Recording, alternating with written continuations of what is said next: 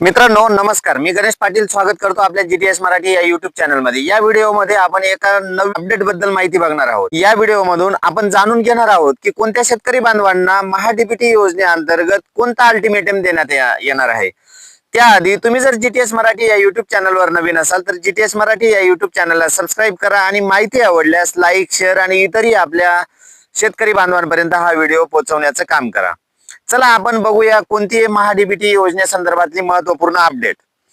तर आपण जर बघितलं तर 2020 पासून ज्या शेतकरी बांधवांनी अर्ज केलेले होते असे सर्व अर्ज मागील 2 महिन्यापासून निकाली काढण्यात आलेले, म्हणजेच त्यांना सर्व अर्जांची निवड ही करण्यात आलेली होती आणि त्यांना कागदपत्र अपलोड करण्यासंदर्भात या सूचना सुद्धा देण्यात आलेल्या होत्या।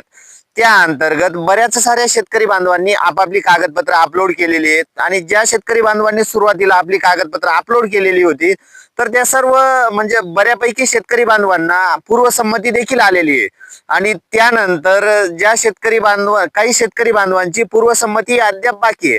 कारण एकंदरीत शासनाने त्याचा अंदाज घेतल्यावर लक्षात आलंय की खूप साऱ्या शेतकरी बांधवांनी या अंतर्गत कागदपत्र ही अपलोड केलेली आहेत आणि त्या सर्व शेतकरी बांधवांना एक लक्षांश आणि निधीचा अंदाज घेता पूर्वसंमती काही कालावधीसाठी ही बंद करण्यात आलेली।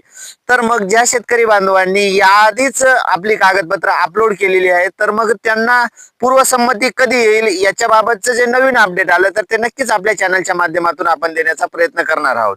पण त्याआधी ज्या शेतकरी बांधवांची निवड झालेली आहे म्हणजे कृषी यांत्रिकीकरण असो, पाईपलाईन असो, ठिबक सिंचन असो, या सर्व अर्जांसाठी ज्या शेतकरी बांधवांची निवड झालेली आहे तसा मेसेज शेतकरी बांधवांना सुद्धा आलेला आहे। पण ज्या शेतकरी बांधवांना मेसेज आलेला नाही तर असे शेतकरी बांधव आपलं महाडीबीटी पोर्टलवर लॉग इन करून आपल्याला एखाद्या घटकासाठी निवड झालेली आहे किंवा नाही हे बघू शकता। तर मग ती निवड झालेली आहे किंवा नाही, लॉग इन कसं करायचंय, चेक कसं करायचंय याच्या संदर्भातला संपूर्ण व्हिडिओ जीटीएस मराठी या युट्यूब चॅनलवर सुद्धा देण्यात आलेला आहे।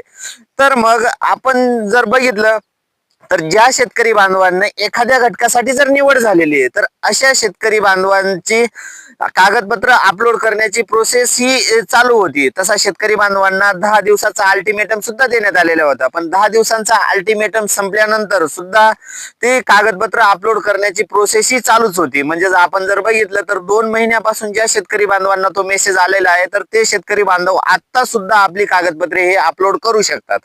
पण त्यासाठी शासनाने हे सर्व अर्ज निकाली काढण्यासाठी म्हणजेच खरंच कोणत्या शेतकरी बांधवांना याची गरज आहे हे बघण्यासाठी आणि जे ओरिजिनल शेतकरी बांधवांना गरज असेल ते शेतकरी बांधव आपले कागदपत्रे अपलोड करतील आणि त्यासाठीची जी अल्टिमेटम आहे ती 9 जानेवारी 2026 ही देण्यात आलेली आहे। म्हणजेच ज्या घटकासाठी शेतकरी बांधवांची निवड झालेली आहे तर अशा शेतकरी बांधवांनी आपली कागदपत्र ही 9 जानेवारी 2026 पर्यंत अपलोड करणं गरजेचं आहे।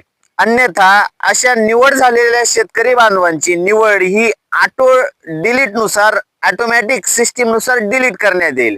म्हणजेच भविष्यात शेतकरी बांधवाला जर अशा अवजाराची किंवा अशा ट्रॅक्टर, कृषी यांत्रिकीकरण अवजार किंवा सिंचन सुविधेची जर गरज असेल तर अशा शेतकरी बांधवांना परत नवीन महाडीबीटी पोर्टलवर अर्ज करावे लागतील।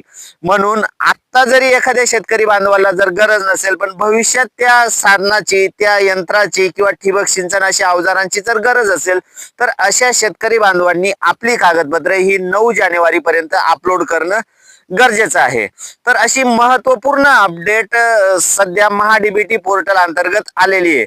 तर मग ज्या शेतकरी बांधवांनी आतापर्यंत आपली कागदपत्रे ही अपलोड केलेली आहेत पण मग त्यांना पूर्वसंमती आलेली नाही तर आता सध्या तात्पुरती पूर्वसंमती देणं हे शासनाने बंद केलेले आहे। पूर्वसंमती कधी येईल याच्या संदर्भातलं जर अपडेट आलंय तर ते नक्कीच आपल्या चॅनलच्या माध्यमातून देण्याचा आपण प्रयत्न करणार आहोत।